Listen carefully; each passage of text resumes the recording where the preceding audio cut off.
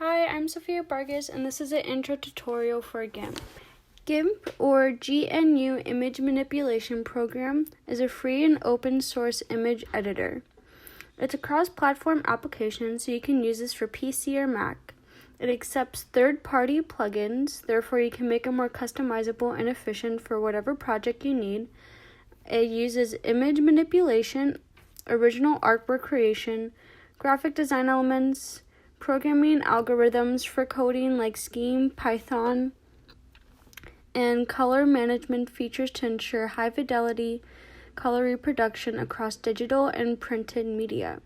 It also is compatible with other free softwares like Screbus, Inkscape, and Swatchbooker.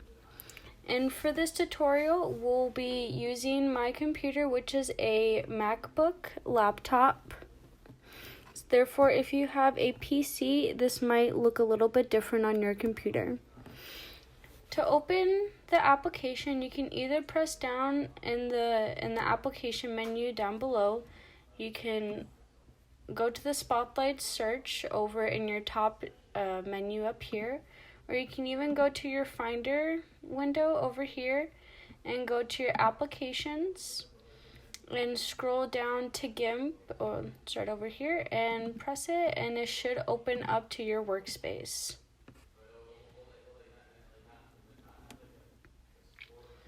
So this is how it looks like when you first open up Gimp. It has the top menu over here, and we'll go through it real quickly. So when you press this, it's going to go through the services, the preferences, input devices, and keyboard shortcuts. This is going to be really important for you to use if you want to use hotkeys. It's just going to make your whole workspace more efficient for you to use. This is where we can import new documents. And once we put in our files, we'll be able to use more of this stuff up here. So let's do that right away so we can have some access to some of the features that Gimp has. So we can either do two ways to upload. So we can press the exercise file folder, and I can just drag in my images right here. And you can do multiple images as well if you want to drag those in, but I'll show you a different way how to put your images into Gimp. You can do File, Open, and I'll go to my desktop, the exercise files, and it's not going to show you the image, but it's going to show you the image file name. So if I go to my exercise files, I can see that I want to open up this flower picture, so that's DSC0534.jpg, and I can see that's the top one over here, so it goes in order of how you have it. Obviously you have two other files in there, but because they're not a JPEG, they won't be showing up on Gimp, since Gimp is an image manipulator and a photo editor. So I'll just press that file over there, I'll open it. And now we have two photos up here. If I drag my photo to the workspace right over here, you can see that the image is replaced and it's seen as a drop layer. But I can still come back to my base image, it's just a new layer that is shown. And you can see over in the layer section over here that I have now two different layers.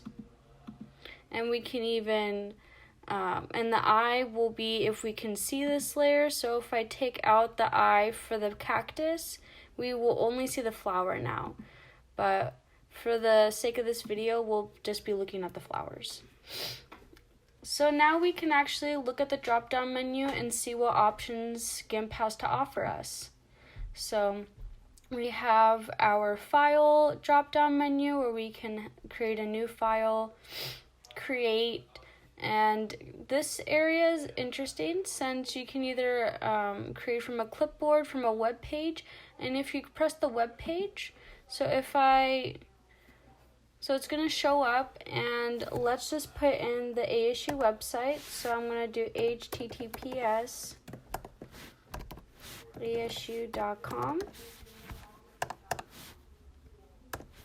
And if I press create, it should pop up the ASU homepage.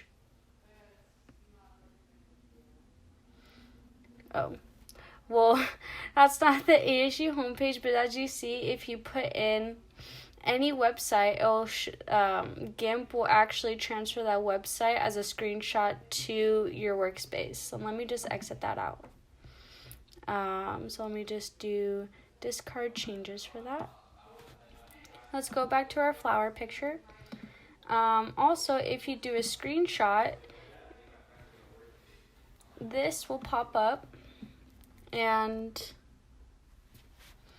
you'll be able to, it'll ask you if you want to include window decoration, include a mouse pointer, take a screenshot of the entire screen, so we'll just do that. I don't want to include the mouse pointer and there's going to be a screenshot delay, so I'll just put 4 seconds on there. And once that happens, it will pop up as a screenshot, and Gimp just automatically does that. So we'll just exit out of there, but that's an option for you as well. And if you noticed, we have our history over here, so if you didn't like something, you can always go back to what it was before. But we'll just go to our base image. Another area where you can see your history is in the document history section, which is right over here. And it'll just show you all the actions that you have done. In the drop-down menu, there's the edit section where you can redo, undo, cut, copy, all of these features that are available to you. So let's use the rectangle feature right over here in the toolbar. So I'm going to put a rectangle on this flower real quick. And then I'm going to go to edit and fill with the foreground. So that's going to be a black color since there's no foreground at the moment.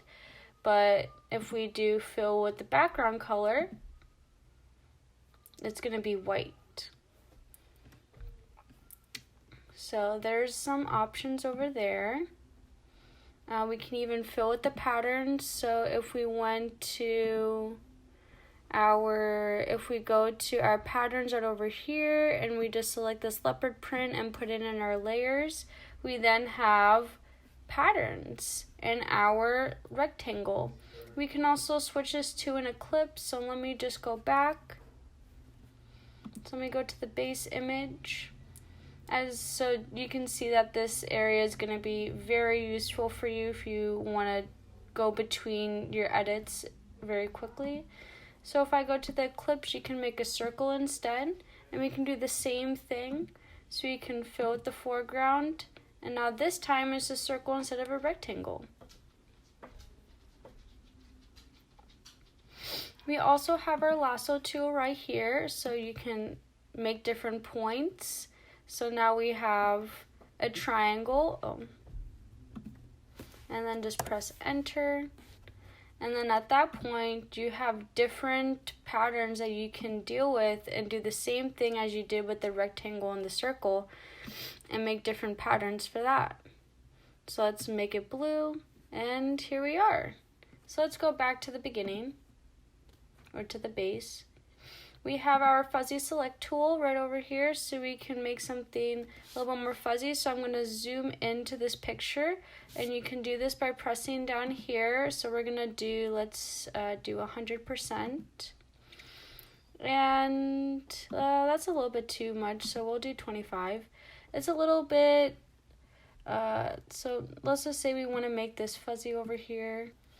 And at that point, you can then fill with the pattern, and we're just going to press enter on that. And now there's a fuzzy pattern on our flower.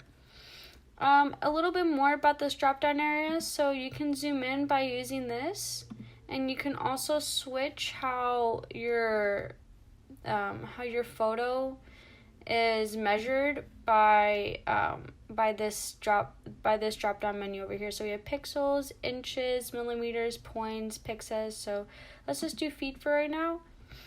And now you see that everything is switched to feet, but we'll just do pixels. And we have our other tools in here. We have the select by color tool, the scissors, foreground select tool, paths, all of these tools, but you can also find the same exact tools in your drop down menu up here. So we've been working with the edit, but we also have the select where we can feather, sharpen, shrink, grow, remove holes, distort. We have our view, image, layer, colors, tools, and this is what I was talking about. So all of these tools right here you can also find over here, and it actually puts it into subsections. So our select tool, we already worked with the rectangle in the ellipse section, and it also has all the hot tools, all the hotkeys next to it. We also have our paint tools, transform, our paths, and then you can also add text if you want. So we can just put that right here, and if I want to type, I'll just put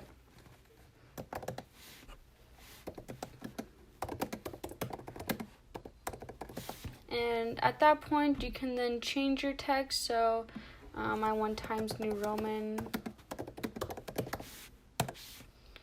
and yeah, and then at that point it will make a new layer, and then by pressing enter you can also do the eye. You can also change your text by going up here. They have different paintbrushes as well. These are, as we've been playing with, these are all the patterns. You can even import more patterns if you want. Those are all the images that we have placed into our Gimp file. And that is the customization for your brushes that you will find over here. Let's add a layer over here. So if we want to change the opacity, so if we want to go up and down, we can do that. So at this point you can see that everything is becoming less opaque, and it's starting to show the background, and we have nothing in the background right now, but you can see that this fuzzy layer is starting to stand out a little bit more. And we have our channels, so we can take out the reds, the greens, and just messing around with these will be will bring different dimensions to your picture. And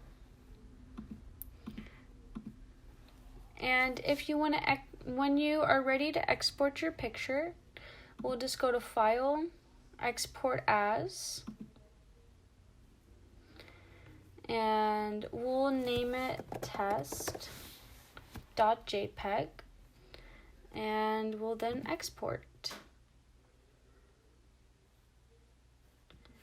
And at this point, the quality, I want it to be at 100, but we'll use the quality of the original image settings because that's usually what's safest. And then we'll just export it.